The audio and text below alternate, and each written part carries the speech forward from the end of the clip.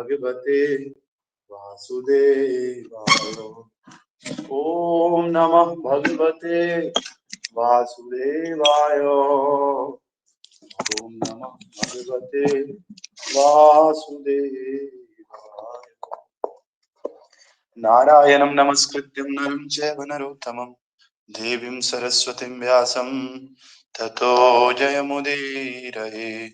नष्टप्रायेषु अभद्रेषु नित्यं भागवत सेवयां भगवते उत्तमश्लोके भक्तिर्भवति नैष्ठकी। कृष्णाय वासुदेवाय देवकी नंदनाय च नन्दगोपकुमाराय श्रीगोविन्दाय नमो नमः। मूकं करोति वाचालं पङ्गुं लङ्घायते गिरिं यत्कृपां तमहं वन्दे श्रीगुरो दीनतारिणम्।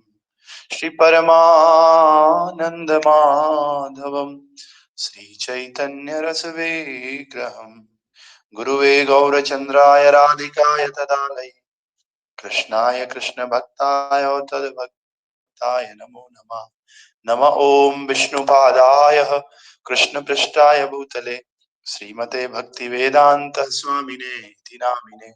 नमस्ते सरस्वते देवे गौरवाणी प्रचारिणे निर्विशेष शून्यवादी पाश्चात्य देशतारिणे। जय श्री कृष्ण चैतन्य प्रभु नित्यानंद श्री अद्वैत गदाधर शिवासादि गौरभक्त वृंदा। हरे कृष्णा कृष्णा कृष्णा हरे हरे, हरे राम राम राम हरे हरे। हरे कृष्णा कृष्णा कृष्णा हरे हरे, हरे राम राम राम हरे हरे। ग्रंथराज श्रीमद् भागवतम की जय। शिला प्रभुपाद की जय। विजया एकादशी महामहोत्सव की जय। निताय गौर प्रेमानंदे हरि हरि बोल, हरि हरि बोल। तो ग्रंथराज श्रीमद् भागवतम पहला स्कंद अध्याय संख्या 9 श्लोक संख्या 10 और श्लोक इस प्रकार से है। कृष्णं च तत्प्रभावज्ञ आसीनं जगदीश्वरम् हृदयस्थं पूजयामासं माययोपात विग्रहम्। कृष्णं च तत्प्रभावज्ञ आसीनं जगदीश्वरम् हृदस्थि पूजयामास माययो पत्त विग्रहम्। कृष्णं च तत्प्रभावज्ञः आसीनं जगदीश्वरम् हृदस्थ पूजयामास माययोपात विग्रहम्। आप लोग रिपीट कीजिए। हरे कृष्ण प्रभु जी। कृष्णं च तत्प्रभाज्ञ आसीन जगदीश्वरं हृदस्थं पूजयामास माययोपात विग्रहम्। हरे कृष्ण प्रभु जी। यस। कृष्णं च तत्प्रभावज्ञ आसीनं जगदीश्वरं हृदयस्थं पूजयम् आश मायुपत विग्रहम्। गौर हरि हरि बोल। और कोई भक्त? हरे कृष्ण प्रभु जी। कृष्णं च तत्प्रभावज्ञ आसीनं जगदीश्वरं हृदयस्थं पूजयामास माययोपात विग्रहम्। हरि बोल। और कोई भक्त? यस प्रभु जी।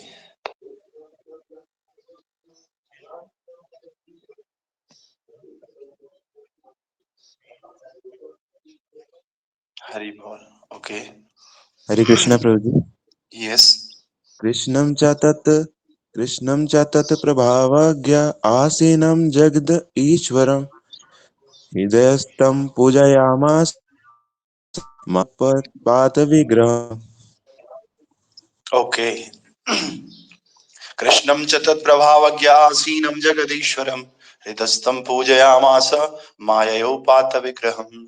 तो भगवान श्री कृष्ण प्रत्येक जीव के हृदय में आसीन है, तो भी वे अपनी अंतरंगा शक्ति से अपना दिव्य रूप प्रकट करते हैं। यही श्रीमद् भागवत, यही श्री भगवान साक्षात भीष्म देव के सामने विराजमान थे, और चूंकि भीष्म देव उनकी महिमा से परिचित थे, अतः उन्होंने उनकी विधिवत पूजा की। The Lord Sri Krishna is situated in everyone's heart, yet he manifests his transcendental form by his eternal potency. This very Lord was sitting before Bhishma Deva, and since Bhishma Deva knew of his glories, he worshipped him duly. तो जो भगवान श्री कृष्ण सभी के हृदय में विराजमान होते हैं, वही भगवान आज बाहर से सामने से भीष्म देव के थे, और भीष्म देव जी उनकी महिमा जानते थे, और जिस व्यक्ति की महिमा हम जानते हैं ना, उस व्यक्ति को हम अच्छे से सम्मान करते हैं, उस व्यक्ति को पूजा करते हैं। तो पूजा करना भी एक तरह का सम्मान है, इसीलिए भीष्म देव उनकी क्या कर रहे थे, पूजा कर रहे थे, वो भी विधिवत। जितना ज्यादा हमारा सम्मान होता है किसी के प्रति, हम उतना ज्यादा स्टेप बाय स्टेप करते हैं, उतने डिटेल में, उतने अच्छे प्रोसेस के साथ करते हैं, अच्छे मेथड के साथ करते हैं। तो इसी प्रकार से भक्ति चारू महाराज कहते हैं कि हम भगवान को समर्पित क्यों नहीं हो पाते, because we don't know how great Krishna is. भगवान कृष्ण महान है, हम उनकी महानता नहीं जानते, इसीलिए समर्पण नहीं कर पाते। जितनी या जिस डिग्री में हम उनकी महानता जानते हैं, उसी डिग्री में हम अपना समर्पण दिखाते हैं। तो परफेक्ट भाई अर्चनीय वंदनीय प्रातः स्मरणीय जगत गुरु श्रील प्रभुपाद जी द्वारा श्रील प्रभुपाद की जय। भगवान की सर्व शक्तिमत्ता का प्रदर्शन प्रत्येक स्थान में उनकी एक साथ उपस्थिति द्वारा होता है। वे अपने नित्य धाम गोलोक वृंदावन में सदैव उपस्थित रहते हैं, तो भी वे प्रत्येक व्यक्ति के हृदय में, यहाँ तक कि प्रत्येक अदृश्य परमाणु के अंदर भी स्थित रहते हैं। तो ये भगवान की महानता है, वो अपने धाम में हमेशा रहते हुए भी वो कण कण में विराजमान रहते हैं। और जब वे इस भौतिक जगत में अपने नित्य दिव्य रूप को प्रकट करते हैं, तब वे अपनी अंतरंगा शक्ति से ऐसा करते हैं। बहिरंगा शक्ति या माया का इस नित्य रूप से कोई लेना देना नहीं होता है। भगवान की जितनी भी लीलाएं होती है, सब अंतरंगा शक्ति के कारण होती है। बहिरंगा शक्ति का इसमें कोई रोल नहीं होता। बहिरंगा शक्ति का रोल होता है हमारे लिए, जब हम इस संसार में इधर उधर भटकते हैं, संसार में पैसे, जमीन, जर, जोरू, इसके पीछे भागते हैं ना, तो उस समय बहिरंगा शक्ति का रोल होता है। लेकिन जब भगवान के डिवाइन पास टाइम्स होती हैं, लीलाएं होती हैं भगवान की, उस समय केवल और केवल अंतरंगा शक्ति का रोल होता है, और इसी अंतरंगा शक्ति के माध्यम से भगवान दिव्य रूप में प्रकट होते हैं। और ये सभी बातें भीष्म देव को पता थी। Bhishma Dev already was known to और aware to all these pastimes of Krishna, और अतएव उन्होंने उनके अनुसार ही उनकी पूजा की। बोले ग्रंथराज श्रीमद् भागवतम की जय, श्रील प्रभुपाद की जय, भीष्म देव की जय। तो आज विजया एकादशी है, और विजया एकादशी बहुत महत्वपूर्ण है, क्योंकि ये भगवान श्री राम ने परफॉर्म किया था इस एकादशी को। और जब लंका पे भगवान युद्ध करने जा रहे थे, लंका पे युद्ध करने से पहले उन्होंने इस एकादशी का पालन किया था, और इस एकादशी के कारण उनकी विजय हुई थी, ऐसा कहते हैं। लीला की दृष्टि से भगवान की विजय तो वैसे ही निश्चित है, लेकिन फिर भी भगवान ने लीला किया इस एकादशी के माध्यम से, और फिर भगवान को विजय प्राप्त हुई। तो आज जो एकादशी है, इसका पालन करने से हमें हर क्षेत्र में विजय प्राप्त होती है, और यहाँ रहते हुए विजय तो प्राप्त होती है, साथ में जब हम ये शरीर छोड़ जाते हैं तो हम भगवान के धाम को प्राप्त होते हैं आज की एकादशी करने से। दूसरा, आज श्री श्री ईश्वरपुरी का जन्मदिन है। ईश्वरपुरी का आज तिरुभाव है। तो ईश्वरपुरी कौन है? ईश्वरपुरी भगवान श्री चैतन्य महाप्रभु के गुरु है। कौन है? चैतन्य महाप्रभु के गुरु। और चैतन्य महाप्रभु के गुरु ईश्वरपुरी, और ईश्वरपुरी के गुरु माधवेंद्रपुरी, और माधवेंद्रपुरी मध्वाचार्य संप्रदाय के एक आचार्य है। इसी प्रकार से तो माधवेंद्रपुरी के दो शिष्य थे, एक का नाम ईश्वरपुरी और एक का नाम रामचंद्रपुरी, दो शिष्य थे। इसमें से जो रामचंद्रपुरी है, रामचंद्रपुरी जो है बेचारे ज्ञान मायावाद में पहुंच गए, ज्ञान बखानने लग गए। तो और जो ईश्वरपुरी है वो अपने गुरु की सेवा करने लगे। माधवेंद्रपुरी बहुत बड़े संत हमारे संप्रदाय के हुए हैं। माधवेंद्रपुरी आपने रेमुना सुना होगा, सुना रेमुना? रेमुना उड़ीसा में पड़ता है, और यहाँ पर भगवान ने स्वयं इनके लिए खीर चोर कर लाई थी, इसीलिए उस जगह का नाम है खीर चोरा गोपीनाथ। भगवान ने खीर चुराई थी माधवेंद्रपुरी के लिए। और माधवेंद्रपुरी ऐसे संत थे, याचक संत।